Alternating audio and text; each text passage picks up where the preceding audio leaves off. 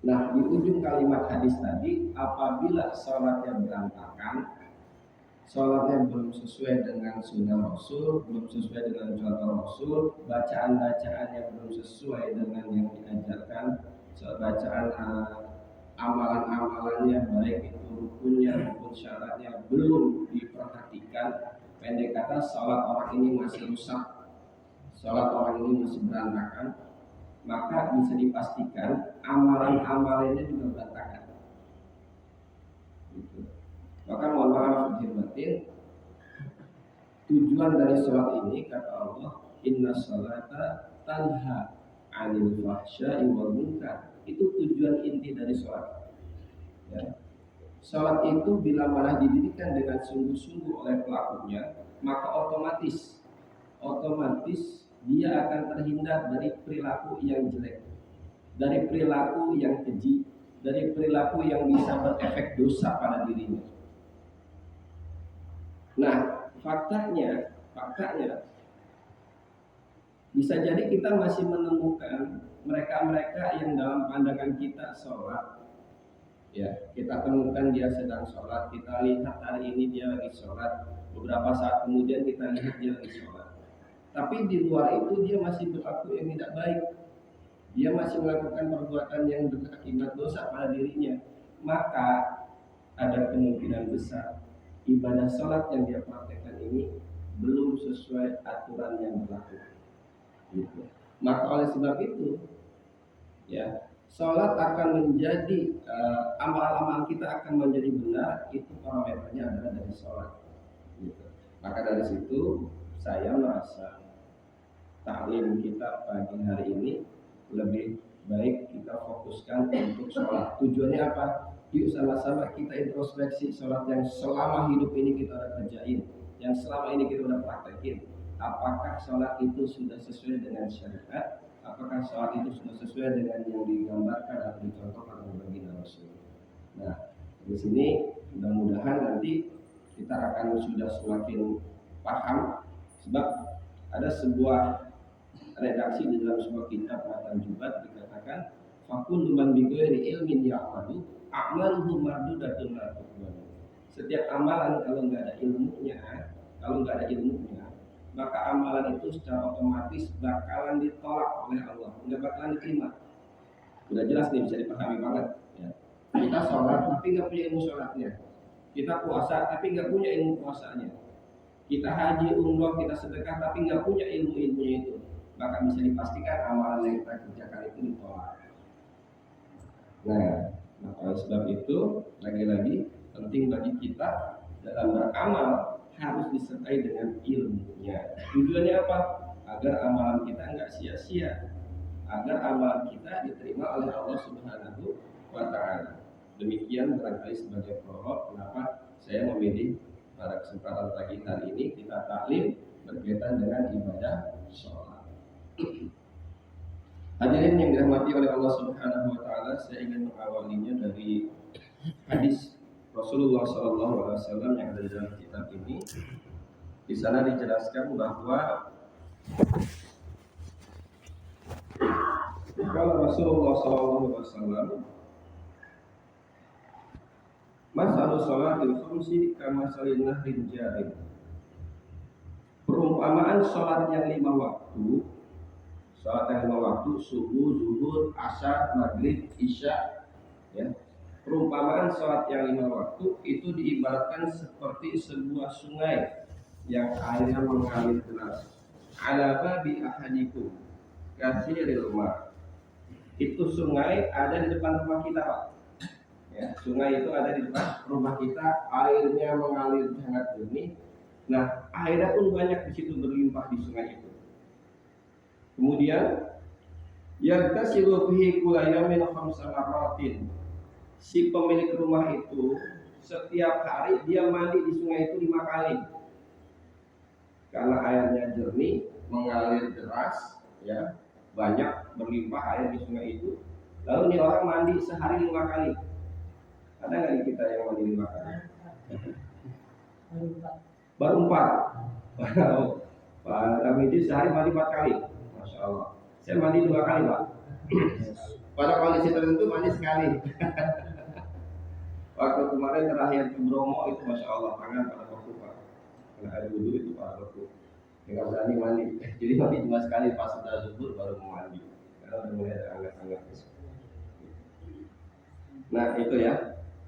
Wahal yaqu alaihi minadar syai'un, apakah kalau orang yang udah mandi sehari 5 kali itu masih ada kotoran di badannya itu? Itu ungkapannya seperti itu. Ya, saya ulangi, sholat 5 waktu itu diibaratkan seperti ada sebuah sungai yang airnya mengalir jernih, lalu sungai ini ada di depan rumah kita, lalu kita setiap hari mandi 5 kali di situ. Pertanyaannya, apakah badan kita masih kotor saat itu? Gitu ya. Yani anna shalawatil khamsi tatahuru minadz dzunubi wala yabqina alaihi syai'an minadz dzunubi fi ma dunal kaba'ir. Maksudnya adalah bahwa sholat yang 5 waktu ini, Bapak-bapak sekalian, tadi sebuah perumpamaan aja. Sholat yang 5 waktu ini itu berfungsi ya, mampu untuk membersihkan dosa-dosa kita dan enggak tersisa sedikit pun ya dosa-dosa tersebut dunal kabair, kecuali dosa yang gede. Artinya apa? Sangat mungkin ya seseorang itu lebih banyak melakukan dosa-dosa kecil ketimbang dosa-dosa yang gede ya.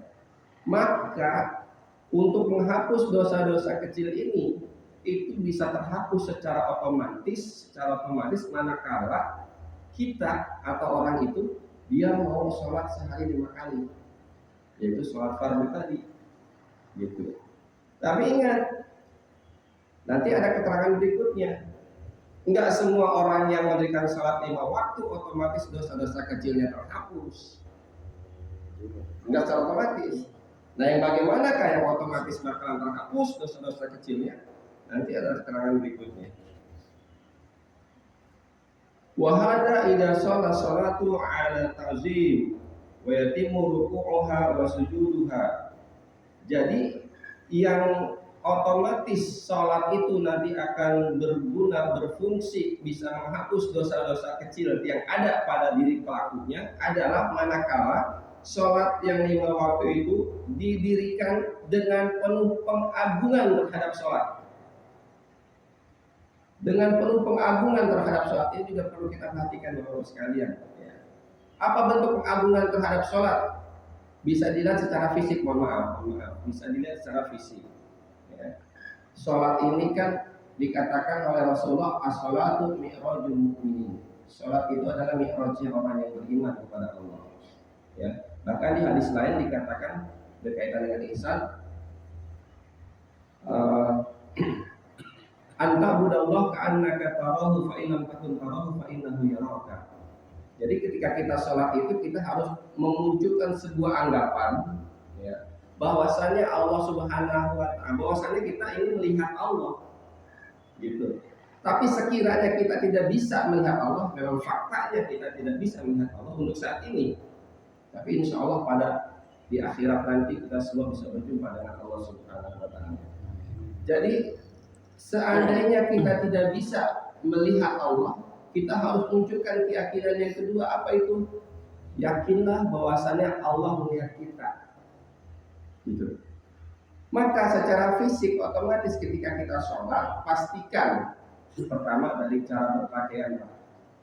Dari cara berpakaian. Kalau memang kita bisa berpakaian yang katakanlah ya lebih, emang itu pakaian cocok banget buat sholat. Nah misalkan gitu tuh, seperti yang sekarang kalau mau pakai ini, ada yang pakai baju koko gitu ya, ada yang pakai baju gimana gitu ya.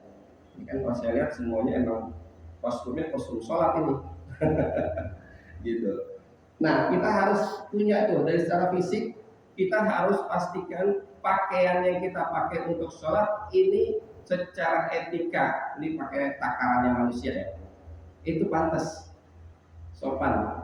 Meskipun kalau bicara soal aurat, mohon maaf Bapak sekalian, kalau kita ini sebagai laki-laki, aurat itu kan dari pusar sampai dengkul.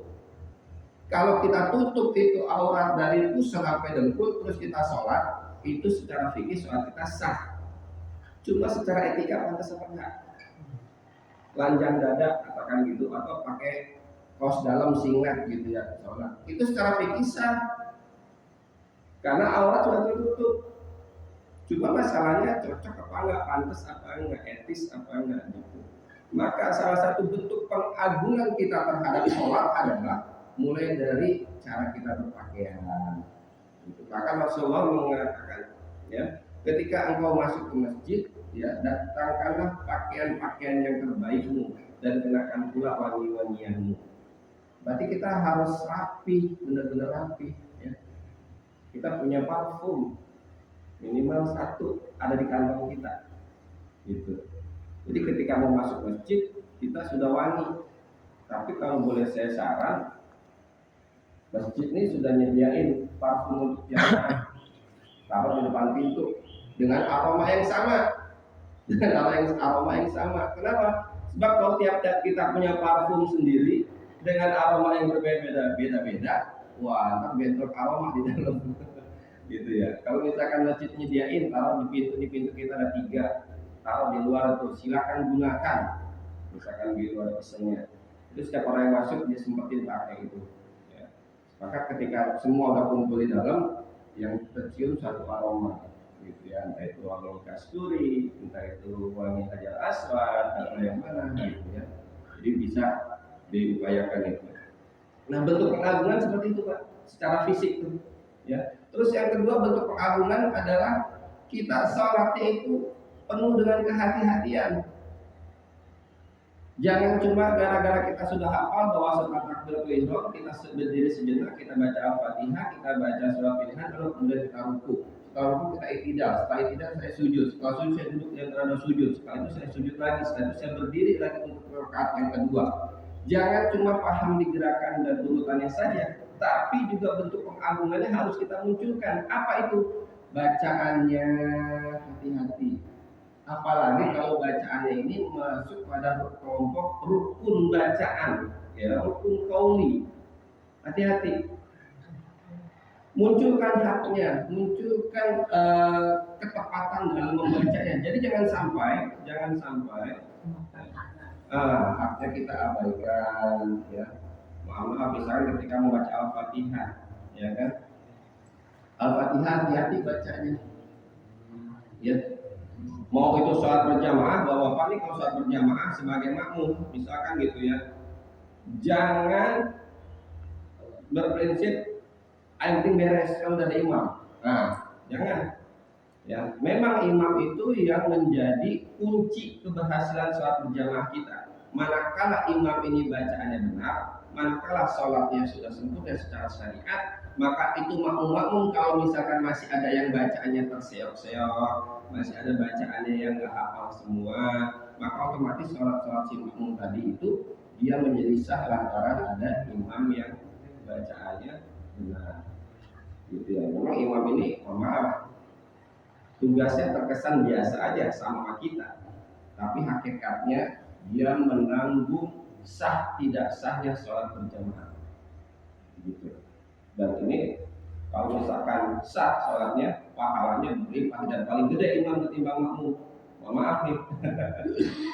Tapi ketika misalkan bacaannya berantakan, wah ini dia nanggung semua dosa. Berapa makmumnya? Ada 30. Nah tuh tanggung dosanya terus 30 orang itu si imam.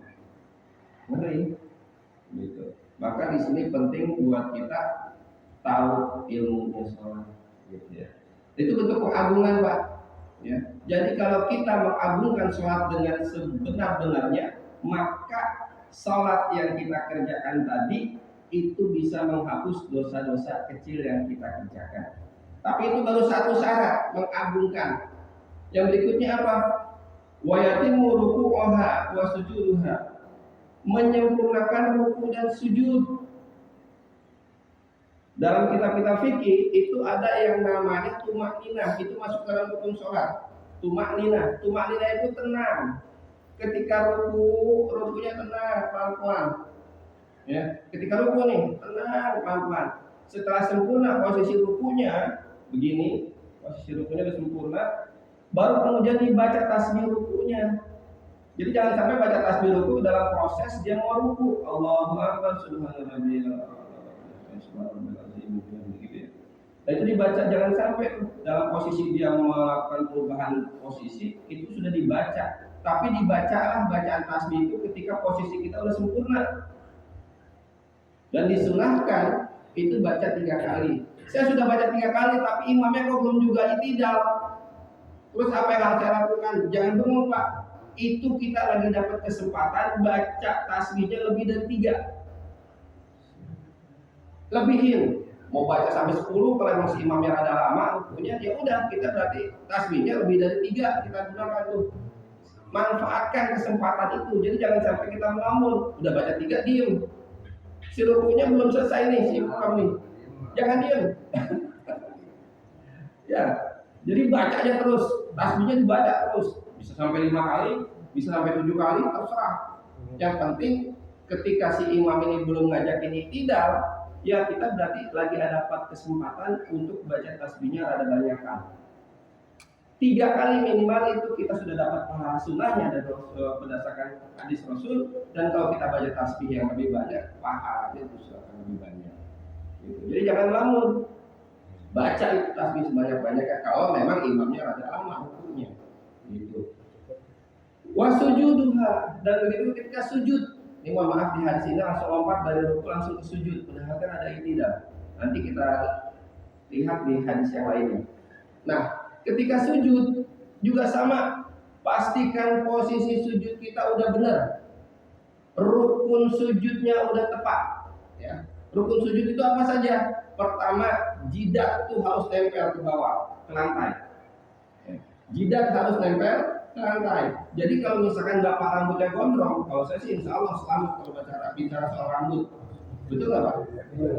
Nah, kalau saya insya Allah kalau ngomongin rambut dan selamat.